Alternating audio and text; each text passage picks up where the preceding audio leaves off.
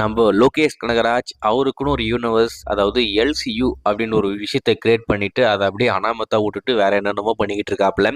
Master படம் பண்ணாரு, அதுக்கடுத்து கைதி டூ அப்படின்ற மாதிரி சொன்னாப்புல, பண்ணல. விக்ரம் பண்ணாப்புல, விக்ரம் டூக்கு அப்புறமா கைதி டூன்னு சொன்னாப்புல, பண்ணல. லியோ பண்ணாரு, லியோக்கு அப்புறமா கைதி டூன்னு சொன்னாப்புல, பண்ணல. கூலி பண்ணாப்புல, கூலிக்கு அப்புறமா கைதி டூன்னு சொன்னாப்புல, அதையும் பண்ணல. இப்போ டிசி படத்துல நடிச்சுக்கிட்டு இருக்காப்புல, அதுக்கப்புறம் அல்லு அர்ஜுன் படத்தை பண்ண போறாப்புல. சரி, இந்த எல்சி என்னதான் ஆச்சு, ஒரு மீம் ஒன்று இருக்கும். மேலே ஒரு குழந்தை நல்லா ஜாலியாக என்ஜாய் பண்ணிக்கிட்டு இருப்பாங்க, ஒரு குழந்தை அப்படியே தத்தளிச்சுக்கிட்டு இருக்கும், கீழே பார்த்தீங்கன்னா எலும்பூடா இருக்கும். அந்த எலும்பூண்டு அப்படின்ற ஒரு இடத்துல தான் அந்த எல்சியை வச்சிருந்தோம் போல இருக்கேன். எல்சியோ அப்படியே குழு தோண்டி புதைகடா அப்படின்ற மாதிரி தான் இருந்தது. எல்லாரும் போட்டு கலாய்ச்சி தள்ளிக்கிட்டு இருந்தாங்க, நம்ம லோகேஷ் கனகராஜை போட்டு பொழந்துக்கிட்டு இருந்தாங்க.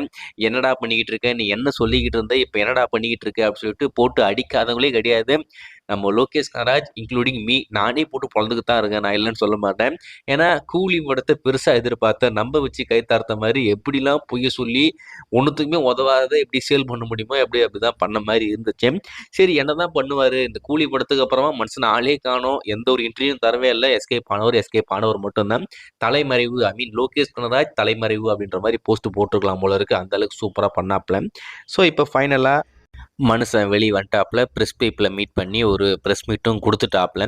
பல கேள்விகளுக்கு பதில் சொல்லியிருக்காப்புல. அதில் முக்கியமாக கேட்ட ஒரு கேள்வி, கைதி டூ என்னதான் ஆச்சு, எல்லாரும் அந்த கைதி டூ ட்ராப் ஆகிடுச்சுன்னு சொல்கிறாங்களே, நீங்கள் பெரிய சம்பளம் கேட்குறீங்க, அதனால் அந்த படம் நடக்கவே போகிறதில்ல அப்படின்னு சொல்கிறாங்களே அப்படின்ற மாதிரி கேட்ட கேள்விக்கு என்ன சொல்லியிருக்காருன்னா, எப்பயும் சொல்கிற அதே பதில் தான், வதந்திகளை நம்பாதீர்கள்.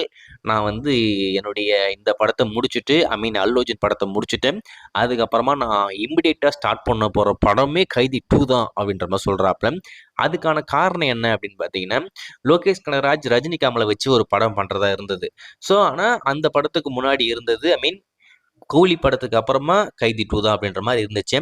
ஆனால் இந்த அளவுக்கு ஒரு பெரிய ஆப்பர்ச்சுனிட்டி எனக்கு கிடைச்சதுனால நான் எஸ்ஆ பிரபு அதுக்கடுத்து கார்த்திகிட்ட சொல்லிட்டேன், நான் இந்த படத்தை பண்ணிட்டு வரேன், ஏன்னா ஒரு மிகப்பெரிய ஆப்பர்ச்சுனிட்டி எனக்கு கிடச்சிருக்கு, இவங்க ரெண்டு பேரையும் வச்சு பண்ணால் சூப்பராக இருக்கும்னு அந்த படத்தை பண்ணிட்டு அப்புறமா கைதி டூ பண்ணுறேன்னு சொல்லிட்டேன்.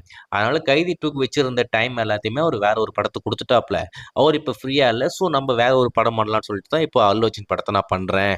ஏன்னா ஏற்கனவே மைதிரி மூவி மேக்கர்ஸ்க்கு நான் படம் பண்ணுறதா இருந்தது, அட்வான்ஸ் கொடுத்து கிட்டத்தட்ட 6 வருஷம் ஆகுது. அந்த கமிட்மெண்ட்டை முடிச்சிடலான்னு சொல்லிட்டு தான் நான் இந்த படத்தை இப்போ எடுத்திருக்கேன். மற்றபடி அந்த படம் ட்ராப்லாம் இல்லைங்க. இந்த படத்தை முடிச்சுட்டு பிளானில் எந்த ஒரு மாற்றம் இல்லை. அதுக்கடுத்து நான் பண்ண போகிற படம் கைதி டூ, விக்ரம் டூ, ரோலக்ஸ் படம் அப்படின்ற மாதிரி மீண்டும் சொல்லியிருக்காப்புல. இதை தான் போன வருஷம் சொன்னார், அதுக்கு முன்னாடி வருஷமும் இதுதான் சொன்னாப்புல. பண்ணுறாரா அப்படின்றத வெயிட் பண்ணி பார்ப்போம்.